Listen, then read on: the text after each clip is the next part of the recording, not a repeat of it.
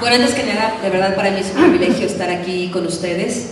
Yo soy de las periodistas que piensa que el periodismo de investigación no sirve de nada si los ciudadanos no se informan, no se involucran, no leen y no comprenden los temas.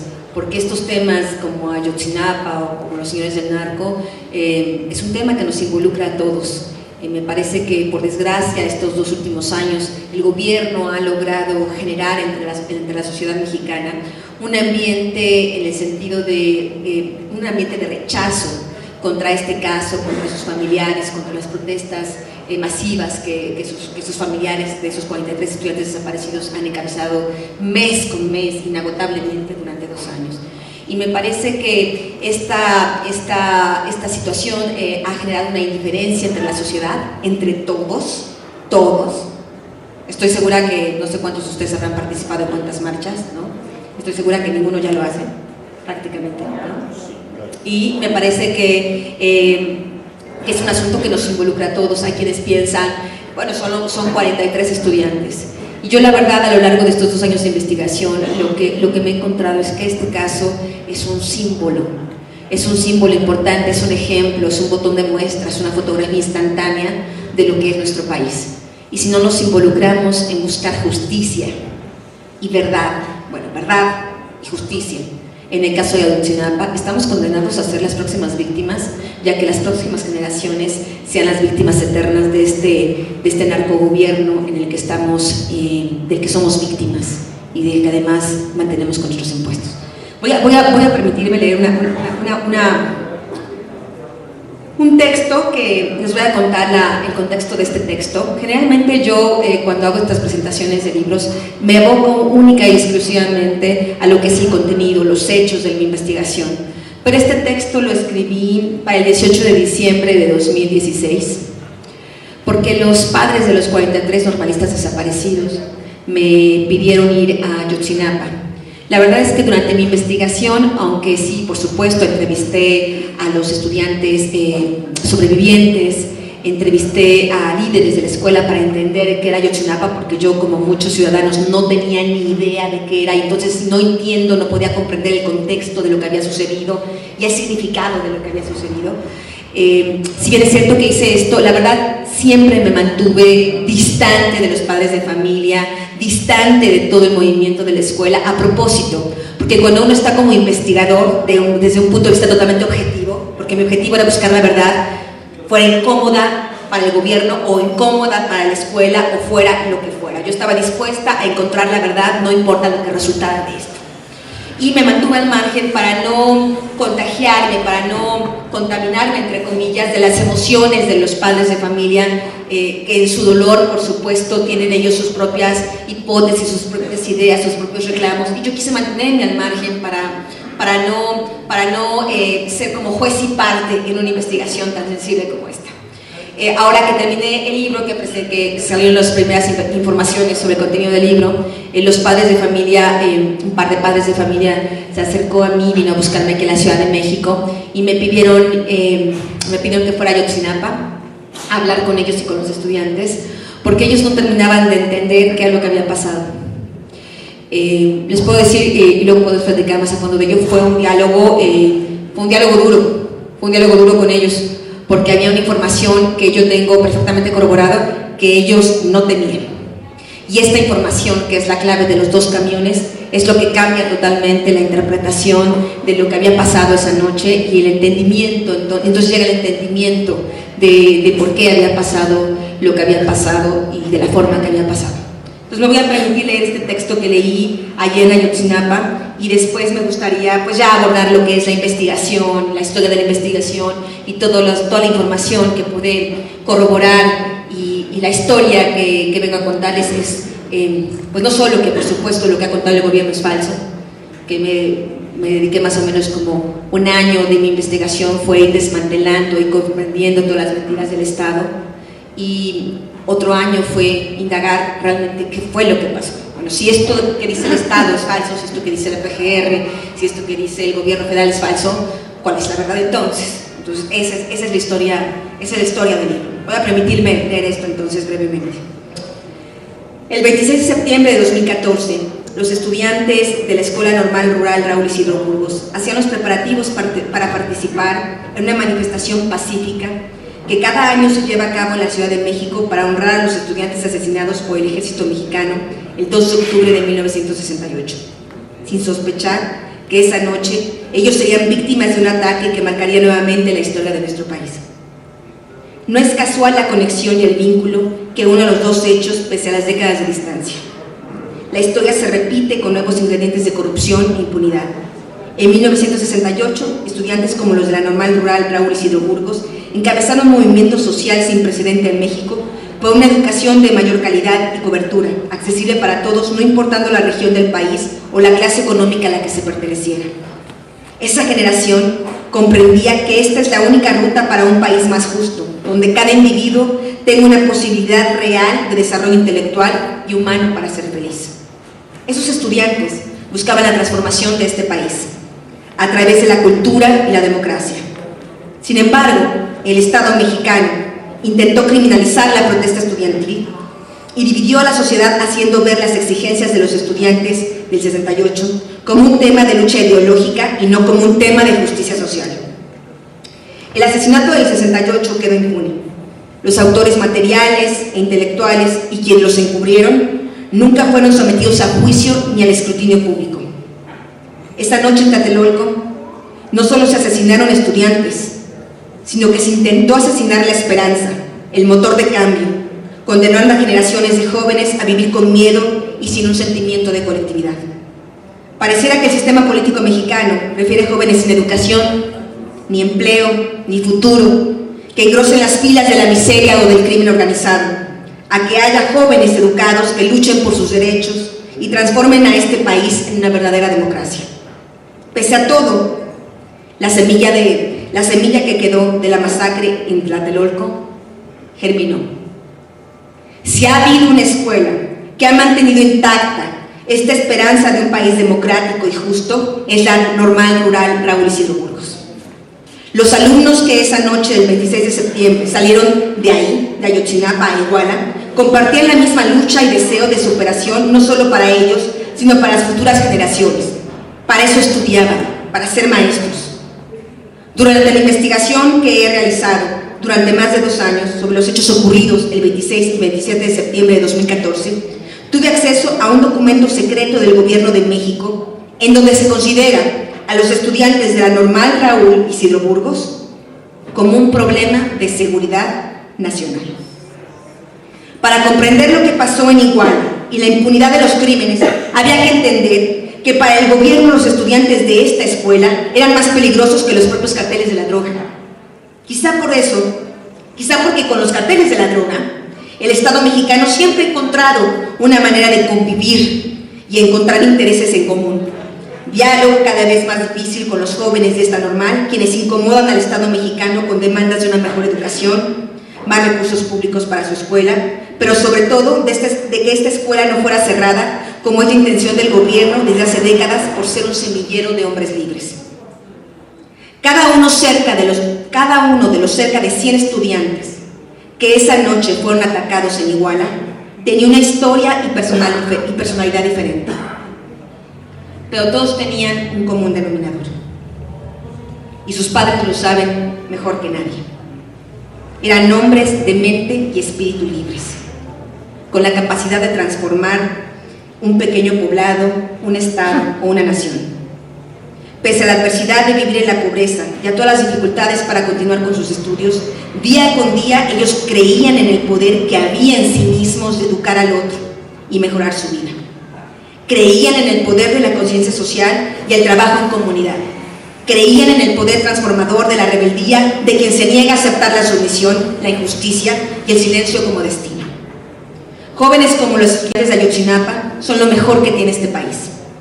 El ataque de septiembre de 2014 no fue solo contra los hijos o compañeros de Ayotzinapa, fue contra la mejor parte de nosotros como sociedad. Esa noche en Iguala no solo tuvieron una pérdida a sus familias, sino toda una nación.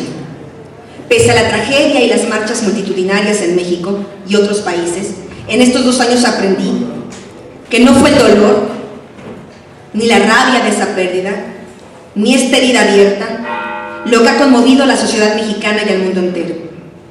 Ha sido el amor. La historia de Ayotzinapa, la historia de lo que pasó después de Ayotzinapa, en realidad es una historia de amor. El infatigable amor de sus padres de familia, que no se han detenido ni un solo día en la búsqueda de sus hijos, en la búsqueda de la verdad y la justicia. Eso es lo que ha conmovido al mundo. Es su amor lo que ha movido montañas. Es su ejemplo de amor lo que desde el exilio involuntario me hizo regresar a México e investigar lo que realmente pasó la noche del 26 de septiembre de 2014. Sus hijos, los 43 normalistas desaparecidos, los estudiantes atacados, eran, son y serán siempre hombres libres, porque sus padres lo son. Asumir la libertad de no rendirse y continuar la búsqueda de los 43 normalistas desaparecidos es un ejemplo para todos. Mi investigación sobre los hechos ocurridos antes, durante y después de esa noche revelan dos crímenes deleznables que pusieron a prueba al sistema político y de justicia de México. Uno, ocurrido la noche del 26 y 27 de septiembre de 2014, cuando ocurrió el homicidio de 6 civiles, 3 estudiantes entre ellos, más de 15 normalistas lesionados por disparos de arma de fuego y 43 jóvenes desaparecidos. Otro, que comenzó el mismo instante que inició la investigación de las autoridades para encontrar a los 43 normalistas y castigar a los responsables. El crimen del encubrimiento y la fabricación de culpables a través de brutales prácticas de tortura, la manipulación y desaparición de pruebas que las instituciones responsables de procurar justicia han cometido durante 2 años es igual de indignante y grave que el hecho ocurrido en septiembre de 2014.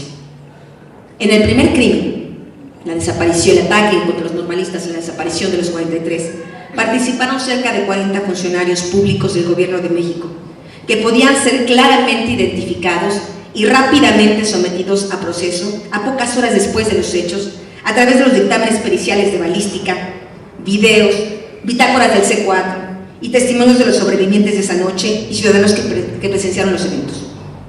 Se trata de autoridades de la 35 Zona Militar, el 27 Batallón de Infantería, Policía Federal Ministerial, CISEN, elementos del Estado, elementos de la Secretaría de Seguridad Pública y de la Policía Ministerial del Estado de Guerrero, así como algunos elementos de la Policía Municipal de Iguala.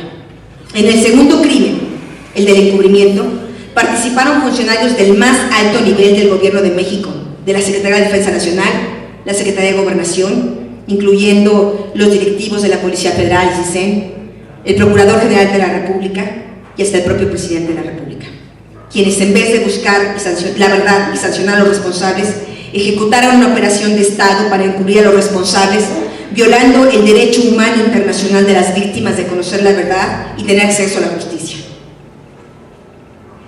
La única manera de honrar a quienes fueron asesinados, baleados y desaparecidos la noche del 26 de septiembre en Iguala es buscar la verdad, desenmascarar a los responsables de los hechos ocurridos esa noche y del encubrimiento. La única manera de honrar a las víctimas es que haya justicia, para que la impunidad no sea la matriz donde se geste una nueva masacre de ciudadanos en México. No es posible seguir adelante como nación sin resolver este caso. Si aceptamos la impunidad que nos ofrece el Estado mexicano, estamos condenándonos a nosotros mismos en el presente y futuro inmediato, pero también a las próximas generaciones. No hay crimen más ruin que aquel que atenta directamente contra los hombres y mujeres libres, para así imponer a los otros la sumisión y el miedo. A todos, periodistas, organizaciones sociales de derechos humanos y a la sociedad en general, nos corresponde que esta tragedia en México no sea una más, que los responsables de estos hechos de esa noche y quienes los han encubierto durante 2 años sean sometidos a juicio. No solo es un derecho de los familiares de quienes fueron asesinados o desaparecidos, sino de toda la sociedad en su conjunto. El presidente Enrique Peña Nieto debería ser el primero en estar aquí, en estar en Ayotzinapa y honrar a los estudiantes desaparecidos buscando honestamente la verdad y justicia. Pero si él no es capaz de hacerlo, o no quiere hacerlo, o le teme a quienes perpetraron los 2 crímenes, entonces como sociedad hay que apoyarlo. Hay que exigir que se conforme un tribunal internacional especial que resuelva este caso, sancione a todos los responsables y que la justicia en este caso, que sintetiza la tragedia de miles de mexicanos, sea la luz de esperanza que devuelva a la sociedad mexicana nuestro espíritu de libertad y búsqueda de democracia. Como periodista de investigación he intentado hacer mi contribución en esta búsqueda de verdad y justicia, al igual que la Comisión Interamericana de Derechos Humanos, el Centro de Derechos Humanos Miguel Agustín Pro y otros. Durante 2 años he investigado lo que pasó antes, durante y después de esa noche. Pude separar la mentira histórica, fabricada por el Estado, de los hechos reales y di visibilidad a las víctimas y victimarios en esta historia. Busqué desentrañar la perversa relación entre las fuerzas del orden de todos los niveles de gobierno en Iguala con el crimen organizado. Durante este tiempo he podido comprender y ver con absoluta claridad que encontrar verdad y justicia en este caso, encontrar a los 43 muchachos desaparecidos, es la única forma en que el sueño que estos estudiantes han tenido de un país democrático y justo y libre sea una realidad. Y en ese momento entregué a los padres de familia el resultado de la investigación que realicé. Y hubo varias preguntas, porque en mi investigación, la clave de la investigación que realicé fue que ni el GIEI ni ninguna otra autoridad se había abocado a investigar qué era lo que había pasado días antes del 26 de septiembre. Y lo que yo aprendí en mi investigación es que era imposible comprender lo que había pasado ese día si no hacía una investigación de los 4 días previos, es decir, desde el momento que los normalistas toman la decisión a mediados de septiembre de secuestrar camiones para reunirlos y transportar a los representantes de todas las normales rurales a la Ciudad de México, y indagar, investigar exactamente cómo fue ocurriendo el secuestro de los autobuses. Si no hacía esta parte de la investigación, no se comprendía qué es lo que había pasado esa noche. Y lo que yo encontré, que es la pieza clave de esta historia, es que los normalistas el 22 de septiembre, 4 días antes del ataque, secuestraron, tomaron sin querer al azar 2 autobuses Estrella de Oro en Chilpancingo, que iban cargados con un importante cargamento de heroína con un valor de $2 millones. Es un cargamento que no pertenece ni a los Guerreros Unidos ni a los Rojos. Estas son historias que el gobierno se inventó ahí para distraer la atención. Este cargamento pertenecía a un capo muy importante de la zona, un capo que no está detenido por el caso de los estudiantes, un capo del que el gobierno no habla, y sin embargo el capo que realmente controlaba y dominaba la región era el capo que tenía la posibilidad realmente de no los detenidos. Pues cuando uno ve los detenidos que presenta la PGR, uno se pregunta, bueno, ¿y cómo este detenido podía haber encontrado la complicidad o armado la complicidad con el ejército, con la Policía Federal? No, estamos hablando de un capo importante, un capo poderoso, que permanece impune. Este cargamento era de esos cargamentos que se trasladaban en estos camiones y que iba a dar a Estados Unidos. Yo encuentro que estos 2 camiones son clave en el asunto, porque a través de todos los documentos que tuve, peritajes, pruebas de balística, las fotografías de las escenas del crimen, las fotografías que tomaron los peritos de los vehículos, era evidente que de esos 5 camiones de esa noche, contrario a lo que ha manifestado el GIEI del 5.º camión, yo he hablado directamente con ellos, como entre investigadores, he hablado directamente con ellos de esto, ¿no? Para investigación, para las pruebas de balística, para la mecánica de hechos, no existe la historia del 5.º camión. De ese 5.º camión, supuestamente, que según el GIEI llevaba el cargamento de droga, pues de ese camión no recibió ningún disparo, de ese camión no desapareció ningún estudiante, ese camión no era importante esa noche. Los que eran importantes y donde se focaliza todo el ataque y donde ocurre la desaparición de los 43 estudiantes es de estos 2 camiones Estrella de Oro que ellos habían secuestrado el 22 de septiembre. Cuando un padre de familia vino a buscarme a la Ciudad de México para preguntarme abiertamente si los normalistas, si su hijo, pueden imaginarse ustedes, son padres de familia que saben que su hijo está desaparecido, y me pregunta directamente, ¿mi hijo está involucrado en narcotráfico? Yo quiero saber, yo quiero que por favor usted me diga si mi hijo, si los muchachos estaban involucrados en narcotráfico. Yo lo que respondo es que no. En toda mi investigación yo jamás encontré ni un solo indicio, ni el más mínimo, de que los normalistas de Ayotzinapa estuvieran involucrados en el narcotráfico. E incluso yo investigué, por supuesto, la parte de mi investigación. Si este secuestro había sido de los 2 camiones, había sido totalmente al azar o había sido un asunto focalizado. Hablé con el grupo criminal involucrado, tengo informantes dentro del grupo criminal que me dijeron, yo les pregunté, bueno, los normalistas sabían, no, jamás tuvieron idea de que cuando secuestran estos 2 autobuses, pues estos autobuses se convirtieron en su ataúd. Jamás lo entendieron, jamás comprendieron lo que estaba pasando. Y yo le respondí al padre de familia, supongamos que todas estas versiones incluso el crimen organizado, que los muchachos no estaban involucrados, supongamos que son falsas. Hay un hecho duro, contundente, que habla perfectamente, que es la prueba clave, fehaciente, de que los normalistas no estaban involucrados.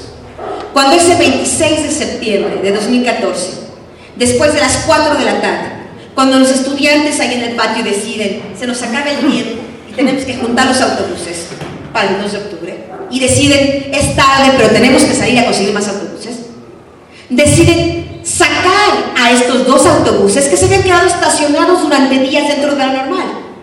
Si los estudiantes hubieran sabido que estos estudiantes tienen un cargamento de $2 millones, jamás lo sacan, lo dejan ahí, se lo venden a cualquier capo, venden las dosis, qué sé yo. Por supuesto, ellos al sacar los dos camiones de la normal, jamás supieron que ahí iba droga.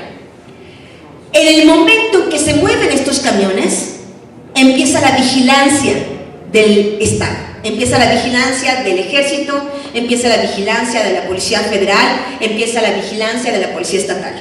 Cuando yo veo los reportes del C4, momento tras momento, ellos no estaban realmente monitoreando, ya entendí después, no estaban monitoreando a los estudiantes, estaban monitoreando los camiones. El objetivo siempre fueron los camiones. Los estudiantes eran un asunto secundario, lo que ellos querían es no perder de vista a los autobuses, los fueron siguiendo. Ahora que fui a Ayotzinapa, uno de los padres de familia habló por primera vez de esto que él contó y dice, es que ahora entiendo, porque mi hijo, que es uno de los sobrevivientes, él habla de que efectivamente desde que salen de Ayotzinapa hay una serie de motocicletas que los van siguiendo durante todo el camino. Cuando llegan a las inmediaciones de Iguala, pues el Estado ya estaba, o sea, el Estado me refiero, el 27 Batallón, la Policía Federal, ya todos estaban preparados para hacer la operación de recuperar los camiones. El capo le llama directamente al coronel del 27 Batallón de Infantería y le dice, pues necesito que me recuperes mis camiones y te va la vida en ello, pues porque para eso te pago. En ese momento es el ejército, siempre fue el ejército, el que coordinó, el que orquestó, el que manejó todo lo que pasó esa noche. Y es una de las piezas claves de la investigación. Realmente cuando yo estuve investigando qué era lo del C4, qué era el C4, quiénes estaban en el C4. Y bueno, sin duda alguna era el ejército el que tenía la voz mandante en Iguala. Cuando el gobierno se inventa esta historia de echarle la culpa al presidente municipal y a su esposa y a la policía municipal, yo cuando estaba en Berkeley, porque desde allá estuve viajando 2-3 veces al mes para hacer esta investigación durante 2 años, yo pensaba, pues sí, debe ser así. Debo confesar en mi ignorancia que yo jamás había ido a Iguala, yo no sé usted, yo jamás había ido a Iguala, no tenía ni idea que era Iguala, no tenía ninguna dimensión. Yo dije, pues sí, hay muchos, efectivamente sabemos que hay muchos municipios donde el alcalde es realmente el rey, ¿no? Y donde la policía municipal pues es realmente la que ejecuta toda la autoridad y el poder. Y yo pensé, el gobierno federal decía que el alcalde era este personaje, y yo decía, pues seguramente sí. Cuando voy a Iguala me doy cuenta que el alcalde era minúsculo tenía un poder diminuto en comparación a la presencia del 27 Batallón, en comparación a la presencia de la base de operaciones mixtas de la PGR, que esa es otra historia que ahorita les voy a contar, que es fundamental para entender todo lo demás, a la base de la propia Policía Federal, a la base de la Policía Estatal. Y cuando yo fui a las instalaciones, o sea, yo fui directamente a las instalaciones para ver, bueno, quién es quién en Iguala, ¿no? Y uno ve las instalaciones, el equipo, el poder que tenían todas estas dependencias, y voy a la estación de la Policía Municipal de Iguala y digo, bueno, esto es una broma, ¿no? O sea, esto es ridículo, ¿no? Y empiezo a hablar, empiezo a ver los uniformes, y empiezo a hablar con las esposas. Estos cuates no sabían ni tirar, o sea, no tenían ningún entrenamiento, estaban panzones. Hablo con los vecinos, no, ni pude encontrar un borracho, no puedo encontrar ni un borracho. Ya imagino a uno de estos muchachos que no eran ninguno una perita en dulce. Estos muchachos son rebeldes, o sea, de verdad son kamikazes. Estos muchachos son kamikazes. Yo imagino a un policía municipal controlando 43 normalistas y llevándolos a todos juntos bueno, nada de esto tiene sentido. Y es ahí cuando descubro realmente el papel hegemónico y me dan fotografías de realmente cómo era el C4 y cómo eran las juntas del C4. Y ahí evidente, pues uno ve cuando hay una sala de juntas, pues quien se sienta a la cabeza es quien tiene la jerarquía. Y luego vienen todos los demás. Bueno, ahí estaba evidentemente pues todos verdes. Y luego venía la Policía Federal. Y ahí los bomberos, la Policía Municipal estaba hasta la esquina de la mesa, ¿no? Entonces uno siempre empieza a entender realmente quiénes quieren igual y quién podía tener el poder de hacer esto, ¿no? El gobierno ha ocultado, por ejemplo, que esa misma noche pues no solo participó el Ejército, la Policía Federal, sino también participó policías federales ministeriales, es decir, los muchachos del señor Tomás Herón.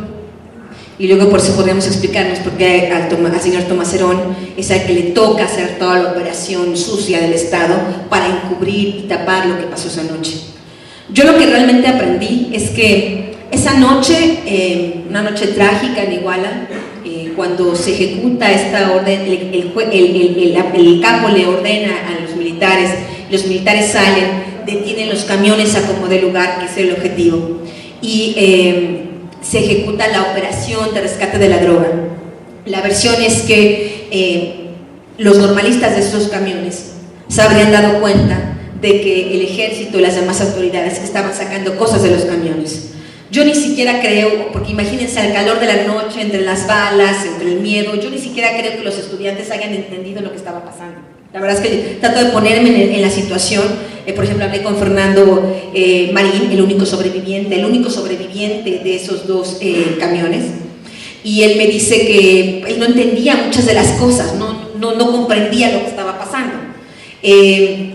Yo no creo que los estudiantes supieran que esto era un operativo para rescatar drogas, ni siquiera creo que lo hayan comprendido.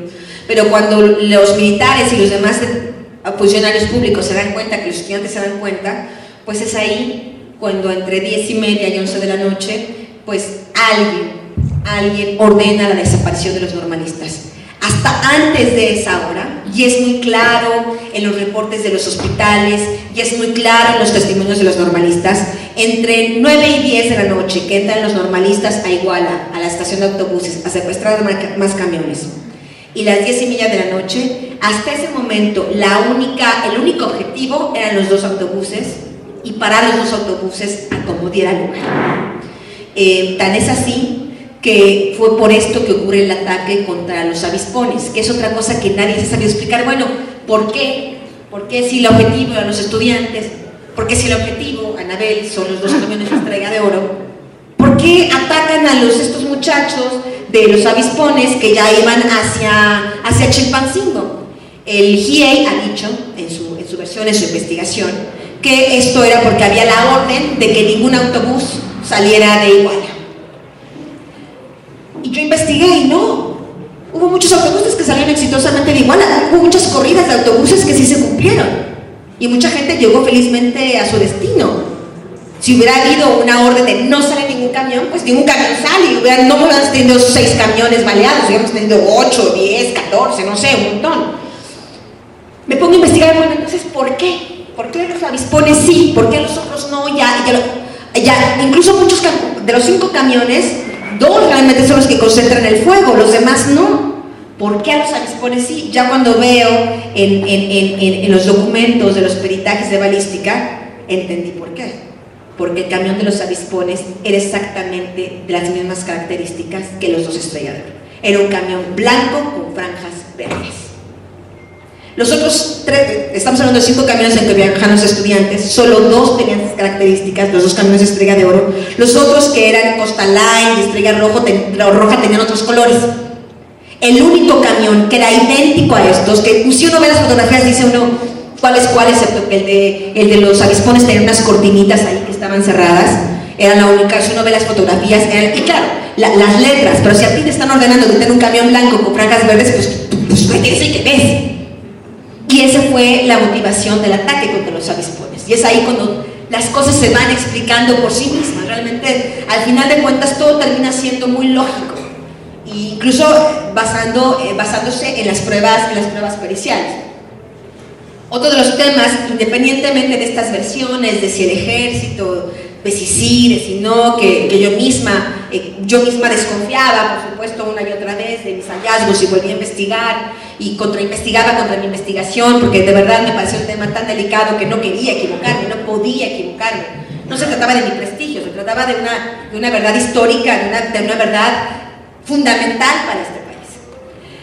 Me encuentro y analizo las pruebas de balística de la propia Fiscalía General de Guerrero, que estaban ahí en las primeras 24 horas. Por eso yo comento que el caso pudo haberse resuelto en las primeras 72 horas. En las primeras 72 horas el gobierno sabía perfectamente quiénes habían sido, quiénes habían disparado, qué armas habían disparado. O sea, en 72 horas se pudo haber resuelto eficazmente el caso y seguramente haber encontrado inmediatamente a los normalistas. No sé si con vida o no, pero se hubieran podido encontrar inmediatamente. En estas pruebas de balística, cuando yo empiezo a revisarlas, el propio perito analiza los casquillos que quedaron en las escenas de crimen, tanto en el ataque contra los avispones como en el ataque contra la calle Juan N. Álvarez. Y bueno, efectivamente había algunos casquillos, había como unos más de 100, 200 casquillos de determinado calibre. Este calibre, el mismo calibre que tenía la Policía Municipal de Iguala. Pero cuando hacen los peritajes a la Policía Municipal de Iguala, solo 6 casquillos de los más de 200 coincidían con las armas de los policías municipales. Y uno se pregunta, bueno, ok, este grupo de policías municipales disparó, ok, pero ¿a quién pertenecen? ¿A qué armas pertenecen los demás casquillos? Y yo descubro que la otra policía, la otra fuerza policíaca que tenía este mismo armamento, este calibre, era la Policía Federal. Y después aparece un calibre muy alto, y en casquillos y en las perforaciones, porque además el perito no solo midió los casquillos, sino también midió las perforaciones que tenían los autobuses, y dependiendo del grosor de la perforación podía saber qué calibre había sido el que había perforado el autobús. Y descubre que hay disparos, y hay 19 casquillos al menos, que corresponden a un arma G3, pues que yo en ese momento pues yo no entendía absolutamente nada. Y que estos casquillos en el culote, en la base, tenían el nombre del fabricante, que era FC. Y así me quedé durante varios meses intentando comprender, hasta que obtengo, a través de la ley de transparencia, a mitades de 2015, las primeras declaraciones de los militares. Entiendo que la única fuerza del orden que esa noche traía el famoso G3, que es un rifle de asalto de alto poder, era el ejército mexicano. Estos más de casi 30 militares que son los que salen en el operativo esa noche. Y después, a través de la ley de transparencia, a través de una investigación personal, descubro que FC es la fábrica de cartuchos, es la marca de la fábrica de cartuchos. La fábrica de cartuchos de industria militar de la Secretaría de Defensa Nacional. Y yo, que no sé nada de cartuchos, ni de armas, ni de venta de balas, ni de nada, hago una solicitud de información a la Sedena, que al final de cuentas termina siendo una solicitud de información fundamental para entender la historia. Y le pregunto a la Sedena, dime cuántos cartuchos de este calibre para G3 produces, dime si cualquier ciudadano puede comprar estos cartuchos, porque la Sedena hay determinados cartuchos que sí vende al público. Si alguien presenta su licencia de arma, le pueden a uno vender cartuchos. Yo pensé, bueno, a lo mejor cualquier hijo de vecino a zapatos puede ir a comprar estos cartuchos. No le pregunto a Sedena, dime si los ciudadanos comunes y corrientes pueden adquirir sus cartuchos. Y luego yo pensando, a lo mejor llegó un supercomando de narcotraficantes, ¿no?, a saquear fábrica de cartuchos y se llevaron un montón de estos cartuchos. Entonces, dime, Sedena, ¿cuántos de esos cartuchos te han robado de 2001 a la fecha? Y Sedena, después de muchos meses, finalmente me responde que no me puede decir cuántos cartuchos de estos produce, pues porque es información de seguridad nacional. Y me dice, no están a la venta, estos cartuchos solo son de uso exclusivo del ejército, son única y exclusivamente para las armas del ejército. Y 3, no me han robado ninguno. Bueno, más claro que eso no hay. Independientemente de la versión de los narcos, o de los muchachos, o de los vecinos, de quien sea. Hay pruebas de balística contundentes, información ya confesa por parte de la Secretaría de Defensa Nacional, que habla que los militares no solo estuvieron ahí, no solo coordinaron, sino que dispararon, participaron directamente en los ataques. ¿Por qué los normalistas, por qué si los militares dispararon, como ahora se sabe con estas pruebas de balística? Porque yo cuando estuve entrevistando a los normalistas, ninguno decía haber visto ningún militar. Digo, los uniformes son evidentes, puede ser muy noche, etcétera, etcétera. Los uniformes están ahí, o sea, esto está muy raro. ¿Por qué no? O sea, ok, disparar, ¿por qué no? Porque los chicos no lo vieron ninguno, ni de los camiones todos Costa Line que estaban adelante del Estrella de Oro que estaban en Juan N. Álvarez, ni los del quinto camión, nadie había visto militares disparando. Yo empiezo a preguntar a los vecinos me muestran videos, fotografías que tomaron. Y poco a poco fueron teniéndome confianza, ¿no? Yo decía, muchos sí vieron por la rendija de la ventana o de la puerta lo que había pasado. Y yo les preguntaba, bueno, díganme qué pasó, y empiezo a escuchar voces en una parte de la calle, y luego en otra parte de la calle, y luego en el Zócalo, y luego cerca del puente del Chipote, ahí donde estaba el Palacio de Justicia, y había un común denominador, que los vecinos decían, es que no solo estaban disparando policías, había personas de civil con armas de alto poder disparando. Yo, pues, narcos, no dice el gobierno que son los narcos, ¿no? Decía el gobierno, ¿no?, que eran los Guerreros Unidos, los no sé qué, ¿no? Y yo le pregunto a la gente, bueno, descríbale, o sea, hagan un retrato, y la verdad es que espontáneamente todos empezaron a decir, es que parecían militares, Yo dije, nada, eso tiene sentido. Yo dije, alguien aquí está mintiendo, porque eso no tiene ni pies ni cabeza. O sea, como militares, los estudiantes nunca los vieron. Esto es muy confuso. Cuando tengo acceso a las primeras declaraciones de los militares, el coronel confiesa que hay un grupo dentro del ejército, que son los órganos de búsqueda de información, que son militares vestidos de civil. Y es ahí como finalmente toda la pinza de la investigación se cierra y no cabe la menor duda de esto. Por eso este libro ha sido tan incómodo para el gobierno, por eso la investigación ha sido tan riesgosa, tan peligrosa. Muchas de mis fuentes de información han sido amenazadas. Una de las esposas, por ejemplo, yo fui de las primeras periodistas, la primera periodista que reveló que estos cuates, los supuestos asesinos del basurero de Cocula, yo fui a investigarlos porque decía el gobierno, no, es que son jefes de sicarios y uno es el jefe de la plaza. Yo les veía las caras y decía, o sea, yo conozco a los narcos, pues yo me he sentado a hablar con ellos y digo, pero estos muchachos no parecen, ¿no? A menos que pues, sea un nuevo perfil, ¿no? Pero estos muchachos no parecen, ¿no? Voy a sus casas, pues no parecen porque no lo son, porque eran albañiles. Estos muchachos son los pobres albañiles, torturados, vejados, violados, violentados hasta el nivel que ustedes no pueden imaginar para arrancarles estas absurdas confesiones. Cuando ellos deciden hacer contacto conmigo, me mandan cartas, leo las cartas, hablo con sus esposas y después cuando descubro todo lo demás, era evidente, veo los peritajes de la tortura, publico alguna de esta información en la revista Proceso. Después la oficina del Alto Comisionado de la ONU decide intervenir en la investigación y finalmente se los puedo decir abiertamente, ¿no? Yo tenía dudas, por ejemplo, en el caso de Sidronio Casarrubias. Su caso es trágico, ¿no? Y esa es una cosa que aprendí en este caso. Me parece que como sociedad, me parece que la gran mayoría de los medios de comunicación se han focalizado únicamente en las víctimas más visibles o más obvias, que son los 43 desaparecidos, son los estudiantes sobrevivientes, son sus familiares, son sus amigos, pero a nadie le importan las otras víctimas. Y perdón, pero hay más de 100 personas detenidas en este caso que no hicieron eso. No sé si cometieron otros delitos, no lo sé, pero de esto que los están acusando no son culpables y están en la cárcel injustamente. Y me parece que tan grave, tan víctima, tan infame es ser desaparecido, que ser acusado, violado multitudinariamente, hombres y mujeres, para confesar cosas que no hicieron y estar pudriéndose en la cárcel sin la posibilidad de ningún abogado, porque son albañiles, apenas tienen para comer.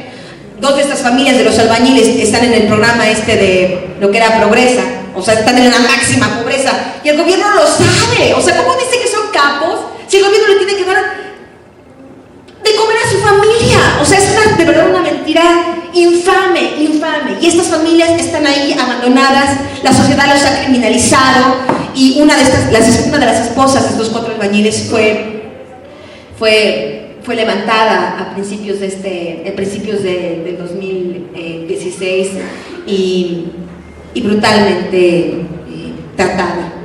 Y quienes la harían, quienes la lastimaban, le decían que más valía que se callara, que ya no siguiera hablando, que su esposo se quedara callado, porque la próxima vez la iban a matar a ella y a sus hijas. Entonces estamos hablando de un caso terrible. Al final de mi libro, y con esto concluyo para empezar las preguntas o lo que deseen ustedes comentar, pues yo hice una investigación, estoy absolutamente segura de lo que estoy diciendo, tengo cada una de las pruebas de lo que estoy hablando. Pero independientemente de eso, antes de concluir mi libro, tuve acceso a 2 expedientes clave. Uno de ellos es este. Entre abril y septiembre de 2016, la subsecretaría de Asuntos, que es como el equivalente a Asuntos Internos de la PGR, hizo 2 investigaciones internas, una contra Tomás Herón y los hechos del río San Juan, donde se supone que se encontraron las bolsas de basura y que en estas bolsas de basura estaban los restos de los estudiantes, y que según un laboratorio en Europa, uno de estos restos pertenece al estudiante Alexander Mora. Y también se hizo una investigación sobre toda la investigación practicada por la PGR. Uno es un documento de 100 y tantas páginas, que es este, que hoy ya está subido al internet. Yo voy a empezar a subir cada uno de los documentos que sustentan el libro, y cada uno de los documentos que el gobierno de México ha intentado ocultar a la sociedad. Yo a partir de diciembre ya empecé a subirlos a la página de internet verdaderanochedeiguala.com, para que cualquier abogado, cualquier ciudadano, cualquier persona pueda consultarlos y hacerse su propio juicio de este caso. No basta solo que haya un libro, no basta solo que haya la opinión, es necesario que los ciudadanos, que los expertos, que diferentes ojos se involucren en esto. Porque este documento lo que muestra es que todo el tema del basurero de Cocula y todo el tema de cómo se supone encontraron los restos en el río San Juan es falso. La propia PGR ya determinó 5 peritos ya determinaron, 5 ministerios públicos ya determinaron que todo eso es falso, que todos estos detenidos del asunto de Cocula deberían estar libres, porque todas las detenciones fueron ilegales. No habrá un juez que pueda emitir una sentencia, porque todo es falso, desde la detención, las declaraciones bajo tortura, pero el tema más sensible es lo del río San Juan. Y lo que aquí están diciendo, insinuando claramente, bueno, Agustín, el supuesto, uno de los albañiles a que decían el Chereje, quien según la PGR es el que dice a Tomás Herón, miren, ahí aventamos las bolsas, ¿no? Aquí dicen que por supuesto eso nunca pasó, ¿no? Que el muchacho fue sacado ilegalmente de la cárcel, que fue llevado de una manera totalmente ilegal. Pero no solo eso, están aquí diciendo, insinuando claramente que hubo una siembra de pruebas, que ninguno de los restos, ninguna de las bolsas, ninguna de las cosas encontradas en el río San Juan tiene ninguna validez jurídica, pues porque no hay ninguna credibilidad en el caso y están insinuando que fueron sembradas, lo que lleva a la pregunta más importante del tema. Y por eso al gobierno de México le va la vida en sostener la llamada verdad histórica, lo de Cocula, lo del río San Juan, porque si la propia PGR está diciendo que nada de lo de Cocula fue cierto y que nada del río San Juan fue cierto, ¿por qué el señor Tomás Herón tenía los restos de Alexander Mora? La prueba pericial con la que el gobierno pretendía cerrar el caso es la prueba que hoy lo incrimina sin lugar a dudas. O sea, ya tenemos los casquillos, tenemos las pruebas de balística, tenemos que alguien sembró, alguien del gobierno, ¿verdad? Sembró en los restos de Alexander Mora. El gobierno sabe dónde están, porque yo puedo poner mi teléfono en su bolsa si tengo mi teléfono. Si no tengo mi teléfono, pues ¿cómo lo pongo en la bolsa? Y por eso el gobierno se ha aferrado en mantener la verdad histórica. Y por eso este documento fue ocultado por órdenes del presidente de la República, Enrique Peña Nieto, en agosto de 2016. Este documento iba a ser entregado el 18 de agosto a los padres de los 43 humanistas desaparecidos. Ese había sido el compromiso de la procuradora Arely Gómez. El documento nunca fue entregado. El subprocurador César Chávez Flores, que hizo este documento junto con su equipo, se ve a Arely Gómez y le dice, pues ya va a ser la reunión, pues aquí están los resultados de mi investigación, pues nada más hay que firmarle y entregamos el documento como quedamos. Cuando la procuradora ve el contenido y ve pues que esto es inaceptable, ¿no? Que es desenmascarar totalmente al gobierno, le dice que tiene que ir a hablar con su jefe superior, y la procuradora solo tiene un jefe superior, pues que es el presidente de la República, que es el que la nombró. Cuando regresa de su cita con el señor Peña Nieto, pues le dice al subprocurador que es imposible, que ese documento no puede ser público y que tiene que cambiarlo, tiene que manipularlo, tiene que cambiarlo, tiene que decir que lo de Cocula sí fue correcto, que las detenciones fueron legales, porque es la manera de sustentar el caso. Si se confiesa que nada de esto es cierto, pues volvemos al punto de por qué tienen los restos de Alexander Mora si nada de esto pasó.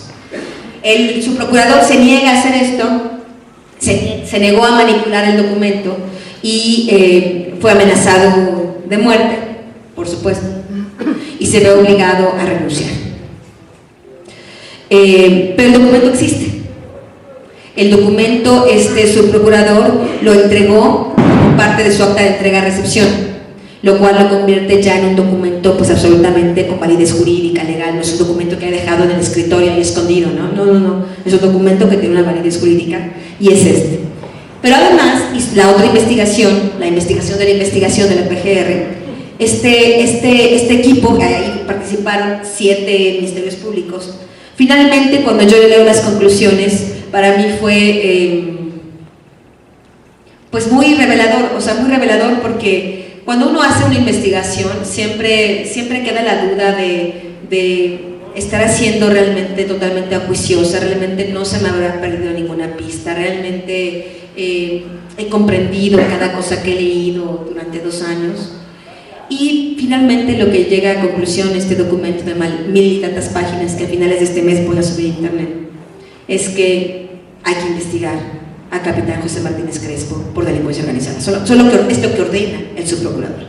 Hay que investigar al capitán Crespo, que es uno de los principales militares que participaron esa noche en todo el operativo, que es un personaje que yo vengo siguiendo desde diciembre de 2014. Hay que investigar al 27 Batallón de Infantería, no solo por omisión, sino por complicidad, encubrimiento y lo que resulte, lo cual también implica delincuencia organizada.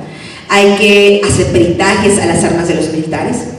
Hay que investigar y meter ya a la cárcel a varios policías federales que participaron. Yo, cuando en diciembre de 2014 publiqué mi primer artículo, que también se llamaba La verdadera noche de Iguala, en la revista Proceso, en diciembre de 2014, mucho antes que llegara el GIE y mucho antes que nadie dijera esto, yo afirmé categóricamente que en el operativo habían participado el Ejército y la Policía Federal. Y finalmente, este documento del fiscal de Asuntos Internos, pues también llega a la misma conclusión. Ya incluso estaba exigiendo que se dictara orden de aprehensión contra al menos 2 policías federales, que son 2 policías federales cuyos nombres yo había estado revelando a lo largo de mis investigaciones, y está ordenando también que se sancione, que se ejecute, que se sancione penalmente a los policías federales ministeriales, a la gente de Tomás Herón que participó esa noche, que salió esa noche a las calles también en Iguala, a los policías estatales. Es decir, es un documento de un valor muy importante. Y este documento también, por supuesto, es un documento que el gobierno está queriendo esconder, que el gobierno no quiere que se haga público, y que yo voy a subir a internet aquí en esta página, pues también para que la gente pueda estudiarlo, analizarlo, pero sobre todo exigir justicia en este caso. Concluiría yo únicamente diciendo que yo sí pienso que no es posible que este caso quede impune. Es tal la evidencia, no es un caso de estos casos de nunca se va a resolver porque pues no hay pruebas, hay muchos dichos, no hay pruebas. No, aquí estamos hablando de cosas donde sí hay pruebas, incluso periciales, forenses, importantes. Sí creo que debemos exigir como ciudadanos que haya justicia en este caso, y creo de verdad que es evidente que el gobierno no puede ser juez y parte, porque en estos 2 años es lo que ha sido juez y parte.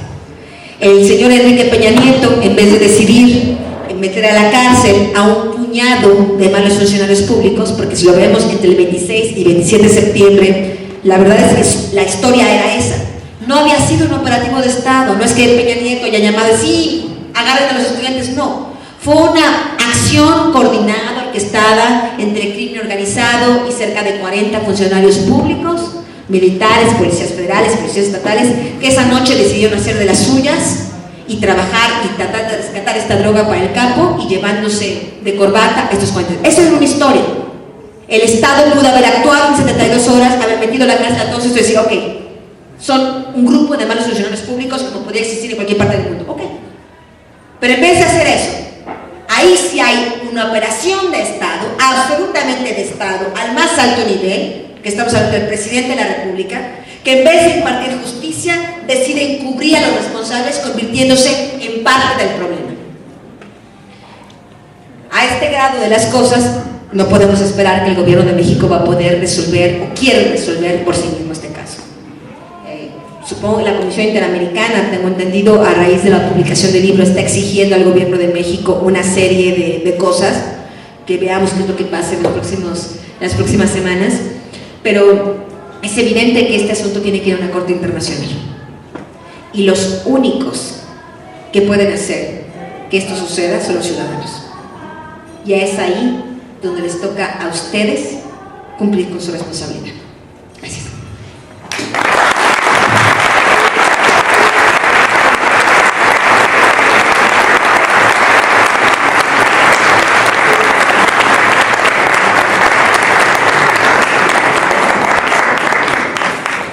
Pues ustedes acaban de escuchar este relato y yo los observaba, y realmente todos hemos seguido esto con los ojos muy abiertos. Y como dice Anabel, yo creo que no nada más es cuestión de escuchar, sino también de cumplir con nuestro deber. Este caso sigue en pie, no ha perdido vigencia. Los padres de los 43 muchachos desaparecidos siguen peleando por la vida de sus hijos, no por la muerte, siguen peleando por su vida. Y este es uno de los casos más oprobiosos que se ha tenido en la historia del país. Sigue vigente, digo yo, porque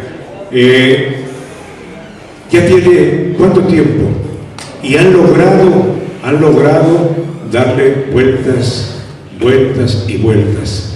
Ellos creen, el gobierno de Peña Nieto cree que puede hacer lo mismo con el gasolinazo. Puede ir dándole vueltas y vueltas y vueltas hasta que termine el sexenio. ¿Vamos nosotros a permitírselo eso? No. bajo ningún aspecto. Siempre por la vía pacífica, desde luego, pero hoy está vigente, sigue vigente el caso, como se llama el libro de Anabel, La verdadera noche de Iguala, que es este.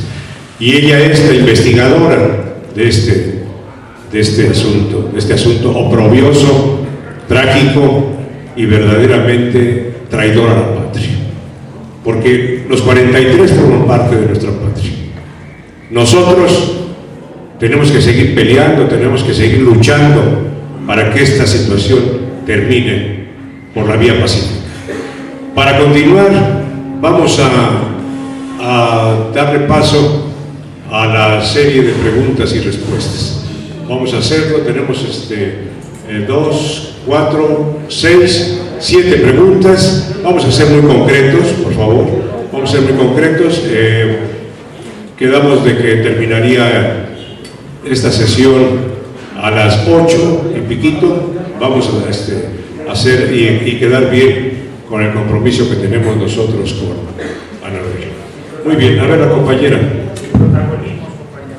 Buenas tardes, mi nombre es Nayeli Aguilar, yo nunca intervengo. Nayeli Aguilar, buenas tardes, yo nunca intervengo de esta ocasión, solamente quiero darte las gracias. Tú nos das esperanza, estamos siendo parte de un movimiento que llamamos a la esperanza y tú nos das esperanza para seguir adelante. Te doy las gracias por tu valor, por tu fuerza, por ser mujer, por ser la mujer que eres. Yo te admiro profundamente, siempre lo he hecho, ahora más. Y sobre todo, no tengo preguntas, eres muy clara, tengo claridad con lo que has dicho y con lo que he leído. Y pues sí, tienes mucha razón, la labor es de nosotros. Y el día que nosotros entendamos como sociedad, no como partido, como sociedad, que tenemos que unificarnos, sin color, sin todo, y que participemos en las causas justas, ese día vamos a cambiar la historia. Mientras no, pues vamos a seguir lamentándonos por las tragedias que suceden. Y de verdad, muchísimas gracias por haber venido. Eres la mejor.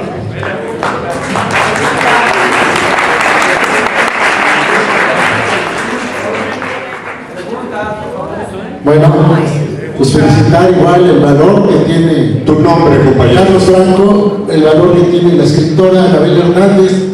Yo ya había leído uno de tus libros, México en Llamas, donde criticas la estrategia de Felipe Calderón, el sexenio de Felipe Calderón, donde criticas toda la fallida estrategia que hizo contra el narcotráfico, ¿no? Ahora sí que estamos como el ejército fue culpable como el 68. Yo creo que con la investigación de tu libro el ejército fue el culpable. Entonces, la otra, yo tenía una pregunta: ¿ese narco por qué es tan, no se puede decir, o es tan importante, o es más importante que el Chapo? ¿Quién es ese narco que mencionas? Y la otra, ¿dónde están los cuerpos? Unos dicen que les echaron ácido, otros que en el mar. O sea, es una pregunta que dice, ¿y dónde están los cuerpos? Son las dos preguntas. Reitero mi felicitación al valor que tienes al enfrentarte a un Estado autoritario y represor que representa el de Peña Nieto. Gracias.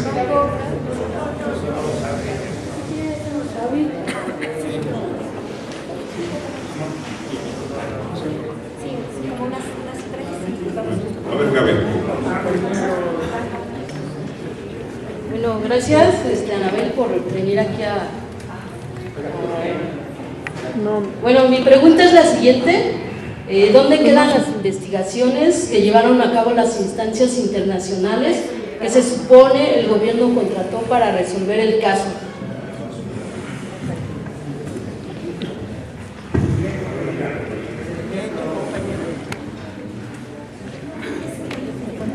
Sí, buenas noches. Gracias, Anabel, felicidades. Mis preguntas son: una, si se sabe algo del papel de Ángel Aguirre, exgobernador de Guerrero, porque fue muy casual que fue tan fuerte la insistencia por parte del gobierno de que se retirara del cargo. Y por otro lado, militar Crespo o otros militares que estuvieron involucrados en el batallón de ahí de Iguala, parece que han sido reubicados en diferentes partes por parte del mismo ejército para también dificultar las investigaciones. Gracias.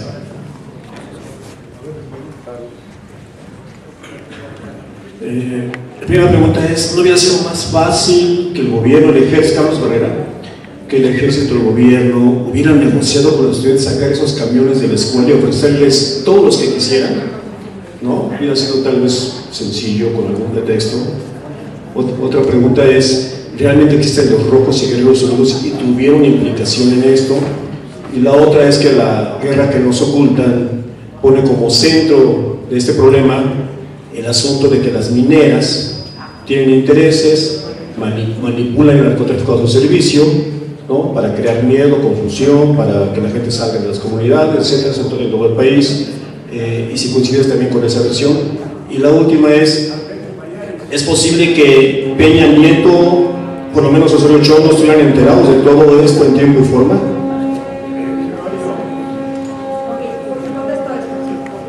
¿Hay alguna pregunta más? Creo que no. Bien.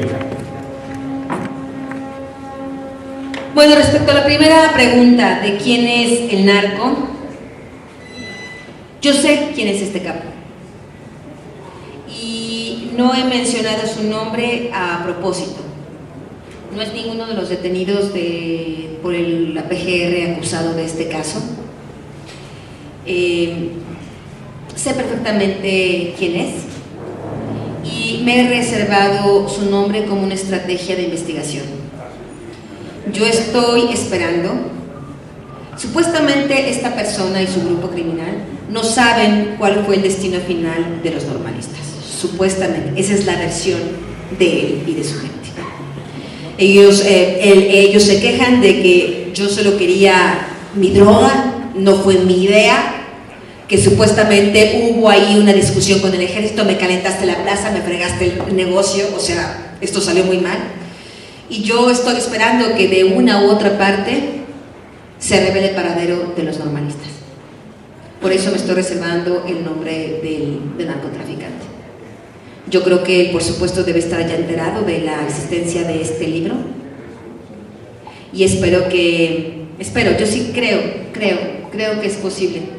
Creo que sí es posible que de una u otra manera se pueda conocer el paradero de los normalistas. Tú preguntabas, tu segunda pregunta es ¿dónde están los cuerpos? Ahí es un hoyo negro.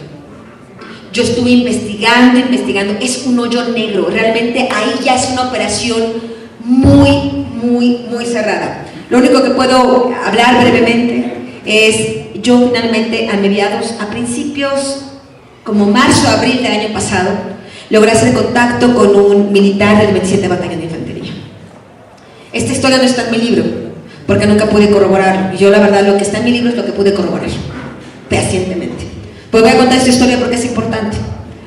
Y logré hacer el contacto con este militar a través de un familiar suyo y mando preguntar qué fue lo que pasó. Y el militar señala que al menos un grupo de normalistas sí habría sido trasladado después de las 11 de la noche al 27 Batallón de Infantería. Y él dice espontáneamente la hora, lo cual yo en mi investigación hago todo mi programa, digo, suena, la hora suena, no es una historia de, a la 1 de la mañana, a las 8 de la noche, no, suena.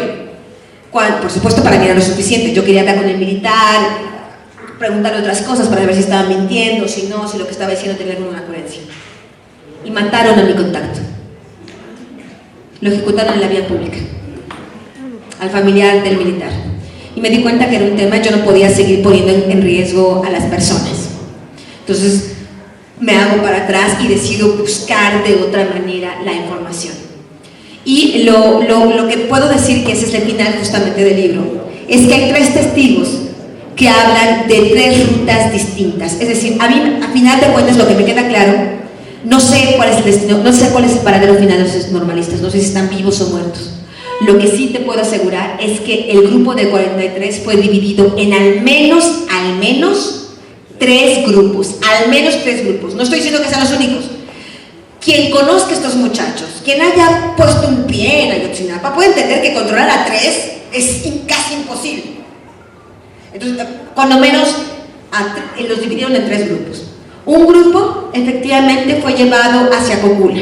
Tengo un testigo que afirma que entre 12 y media de la noche, en la autopista federal, custodiada por la Policía Federal, jurisdicción de la Policía Federal, es en la autopista, no en el basurero, no en Loma de Coyote, como dice la PGR, sino en la autopista federal, en una bifurcación. Yo fui al punto, en una bifurcación donde va hacia Ciudad Altamirano o hacia Cocula. En esa bifurcación, abajo de un puente, de un paso de desnivel que está en la autopista, ahí se da el intercambio, ahí se está sacando a unas personas, a unos muchachos de unos vehículos y se le está subiendo a otros vehículos. Ese es un último punto donde fueron vistos. Otros ciudadanos hablan de que venían ellos de una fiesta, ahí más o menos por Huitzuco.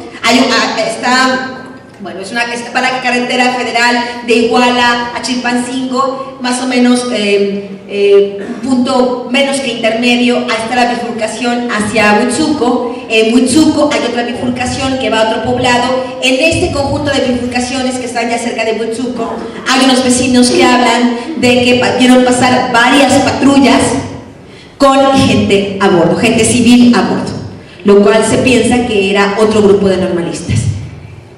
Y hay otro vecino de Iguala que dice que a las 5 de la mañana del 27 de septiembre él se asoma al balcón de su casa y ve pasar dentro de Iguala, sobre el periférico, al menos 2 camionetas de la Policía Ministerial blancas, pick-ups blancas. Él no distingue si es de la Policía Ministerial de la PGR, porque la PGR, la unidad de operaciones mixtas de ahí también tiene esas mismas camionetas. Yo misma la fui corroborando, tomé fotografías. O si son de la Policía Ministerial del Estado de Guerrero, porque las dos manejan el mismo color de camionetas. Esas camionetas dice que iban repletas de cuerpos encimados unos sobre otros. Él no sabe distinguir cuántos eran, no me dice, yo no sé si estaban con vida, no lo sé, porque yo los veo pasar, dice, pero estaban un cuerpo sobre otro. Esa es la última ruta, la última pista que yo pude seguir en mi investigación sobre el último momento en que se ve a los normalistas. ¿Cuál fue el destino final? Pues aún es incierto. Respecto a las investigaciones del GIEI, realmente las investigaciones del GIEI son muy parecidas a las mías, prácticamente en todo. Finalmente ellos también focalizaron su investigación hacia el ejército. Me parece que, por ejemplo, ellos también tienen y están totalmente seguros de que el tema de lo que pasó esa noche fue relacionado con las drogas. Ellos no tienen la menor duda de eso. Lo que pasa es que ellos piensan que es un quinto camión. Y yo lo que tengo con mis pruebas, con mis documentos, con mis testimonios, con las pruebas de balística, etcétera, etcétera, es que son estos 2 camiones. Es la única diferencia realmente. Pero todo lo demás es una investigación que coincide. Ellos hicieron su investigación paralela. Cuando llegan ellos, yo ya tenía muy avanzada mi investigación, hablo con ellos, comparto documentos, comparto fuentes de información, porque hay fuentes de información a los que ellos no tienen acceso. Yo hablo con mis fuentes de información de que hablaran con los expertos, pero ellos finalmente hacen su investigación independiente, paralela, y sin duda alguna es muy coincidente. Son algunos puntos donde o no profundizaron, como es el caso de los casquillos, por ejemplo. Hay algunos puntos de videos que tampoco profundizaron. Hay unos asuntos, por ejemplo, de estos 2 camiones. Ellos nunca hacen el seguimiento de cómo los chicos hicieron de estos 2 camiones, ¿no? Etcétera, etcétera. Pero en general yo diría que es una investigación prácticamente idéntica, solo en algunos puntos un poco diferente, pero ellos tienen la misma teoría de que es un asunto de drogas. Respecto al papel de Ángel Aguirre, pues el papel de Ángel Aguirre, participó la Policía Estatal de Guerrero. O sea, ahí hay una implicación directa. No estoy diciendo que Ángel Aguirre haya ordenado, pero en el momento en que Ángel Aguirre decide generar la impunidad y desviar la investigación, pues evidentemente hay una corresponsabilidad de su parte. Es claro que, y lo tengo perfectamente claro, lo pude ver a través de los expedientes, o sea, la Fiscalía General de Guerrero, cuando los peritos, ministerios públicos, empiezan a salir las primeras horas del 26 de septiembre, del 27 de septiembre, más o menos, los primeros peritajes empezaron a hacer como a las 3 y media de la mañana. Cuando salen, evidentemente empiezan a recolectar todas las pruebas y ahí van perfectamente a la investigación. Te puedo decir que hay documentos donde un ministerio público, con un dedo de frente, dice: tu ejército, dime qué armas tenías y tráemelas para acá para que yo les haga peritajes. Y tu policía federal, dime cuántos elementos estaban en activo, dime cuál es el calibre de tus armas y tráelas para acá para hacer los peritajes. Y tu policía municipal, pues dame tus armas. Lo que pasa es que el ejército y la policía federal pues nunca hicieron lo que el Ministerio Público estaba pidiendo. Y es en ese momento cuando la PGR decide arrancarle de las manos a la Fiscalía General la investigación y decide seguir a ellos. Pero ellos, la Fiscalía más o menos, de verdad, porque era muy evidente, era todo como muy obvio, hubieran podido resolver el caso muy rápido. Al Ministerio Público ya no tuvo juego en el tema, ya la desplaza de la investigación, y ahí la Fiscalía General de Guerrero, junto con la PGR, porque la PGR participó desde las primeras horas en estar borrando cosas, ahí desvían todo el tema y empiezan con el famoso tema de los Guerreros Unidos y los Rojos y toda esta historia. Los Guerreros Unidos y Rojos sí existen, pero son células de este tamaño. De este tamaño que, bueno, células de este tamaño en México pueden hacer mucho daño. Y sí trafican droga y secuestran personas y causan problemas. Pero no es para nada una organización criminal que tenga las dimensiones de hacer un operativo como el que ocurrió esa noche. No lo tiene. Y alguien preguntaba sobre los dos camiones. ¿Por qué complicarse tanto? No ha sido Ayotzinapa. Esto es cosa de verdad. O sea, en cuanto el gobierno hubiera dicho a los estudiantes, dame los camiones, los estudiantes, ¿por qué quieren los camiones? No, eso hubiera sido la guerra. No, eso no había, el diálogo entre Ayotzinapa y el gobierno no existía. Como comenté yo en mi conferencia al principio, yo tengo un documento del que menciono en el libro, que el gobierno piensa que Ayotzinapa es un tema de seguridad nacional. Cuando hubo el intercambio de gobierno en la época de transición entre Felipe Calderón y Enrique Peña Nieto, Felipe Calderón le entrega a Enrique Peña Nieto un documento, del cual yo tengo copia. Y en ese documento le dice los 5 puntos fundamentales de seguridad nacional. Se parece que los 5 alfileres de los que está pegado el país, donde por favor no le mueva porque son fundamentales. Y uno de ellos era Ayotzinapa. Yo le preguntaba, o sea, es una visión absolutamente absurda. No está el Chapo, no están los Zetas, no está en la ordeña de gasolina, no está la economía. No, uno de esos puntos era Ayotzinapa, lo cual te habla de que no había, o sea, el gobierno pensaba que eran enemigos. Y me parece que este repudio del Estado a Ayotzinapa es lo que permitió la impunidad. Bueno, un grupo de malos funcionarios nos hacen un favor y chance, y hasta esto significa el cierre de la escuela, pues qué mejor, ¿verdad? Continuemos con esto, nos hacen un favor.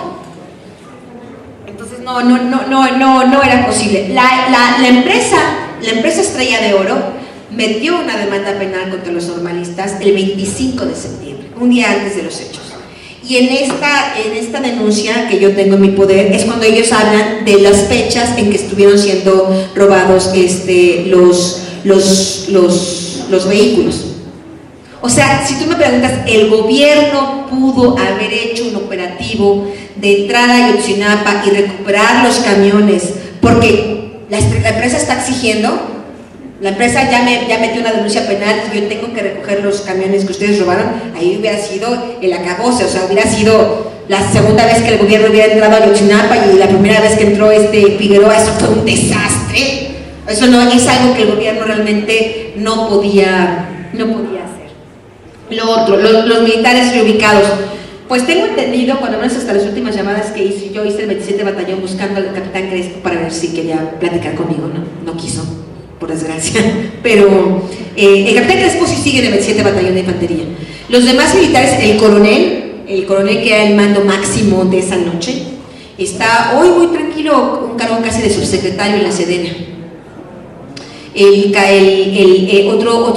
general, Alejandro Saavedra, que era el responsable del 35 Batallón de Infantería, que sí tuvo la información minuto tras minuto, tuvo la información en tiempo real de todo lo que estaba pasando y no hizo nada, o si lo que hizo fue participar o encubrir. Él ahora también acaba de ser ascendido a general, también acaba de darle un puesto importante. Del tema de las minas y los intereses y este tipo de cosas, Yo en la investigación que hice no encontré nada referente a esto. Si lo hubiera encontrado lo plantearía, lo diría. Yo en la investigación que hice no encontré ningún elemento al respecto. Todos los elementos que yo encontré estaban dirigidos, estaban relacionados con este grupo criminal y con el intento de rescatar la droga. No he visto ningún tema que tenga que ver con eso. Y respecto a si es posible que Peña Nieto y Osorio Chong estuvieran informados, entiendo, la pregunta es en tiempo real, o sea, si en ese momento estaban siendo informados de lo que estaba pasando. ¿Sí? ¿Eso? ¿Esta pregunta? Sí. Por lo que yo entendí, yo estuve investigando, ok, cuando hay una señal del C4, ¿cuál es el camino de esta información? ¿Y hasta qué nivel llega? No creo que Peña Nieto haya sido informado en tiempo real de lo que estaba pasando. Pero sin lugar a dudas, Osorio Chong, sí. En tiempo real a través del CISEN. Porque, repito, el CISEN participó activamente en esto. Personal del CISEN estuvo presente en todos los ataques. Él en un principio, solo esto se puede hacer en México, yo no sé cómo es posible que la gente pueda hacer esto y no pase nada. Él en un principio, cuando pasó esto, los siguientes días, yo lo he checado en los reportes hemerográficos, él dijo, no sabíamos nada, nunca supimos nada, no nos enteramos. Más o menos habrá sido como en el 2015, él tiene una comparecencia en la Cámara de Diputados, y él revela, no, yo estaba cenando con IMAS, con el encargado del CISEN, y ahí llamaron y nos informaron. Sí, por supuesto que sí supo. Yo lo sé a través de cómo fluye la información del C4. Pero también ahora se sabe por su propia confesión que dice, no, se estaba cenando y se supimos. ¿Y por qué no hizo nada? ¿O qué hizo? A lo mejor sí hizo, ¿verdad? A lo mejor no es que no haya hecho nada, sino sí hizo bastante. Lo que quisiéramos saber es qué fue lo que hizo. Y estaba totalmente impune. Él sin duda alguna, sí sabía en tiempo real. Él, IMAS, este infame de Enrique Galindo, el ex titular de la Policía Federal, todos ellos sabían en tiempo real lo que estaba pasando. Si el secretario de la Defensa Nacional, Salvador Cienfuegos, sabía, tengo entendido que no sabía. La información queda de la 35 Zona Militar, la información debía haber fluido hacia la sección segunda del Estado Mayor de la Sedena. Y ahí puede quedarse la información congelada. Cuando yo hablo con militares, generales, para entender todo este flujo de información, lo que me explican es no, en el flujo de información él no tenía por qué saber. Hubiera tenido que ser un evento muy tipo Chiapas, tipo levantamiento del Ejército Zapatista, para que realmente la información de la segunda sección hubiera llegado inmediatamente al secretario de Defensa.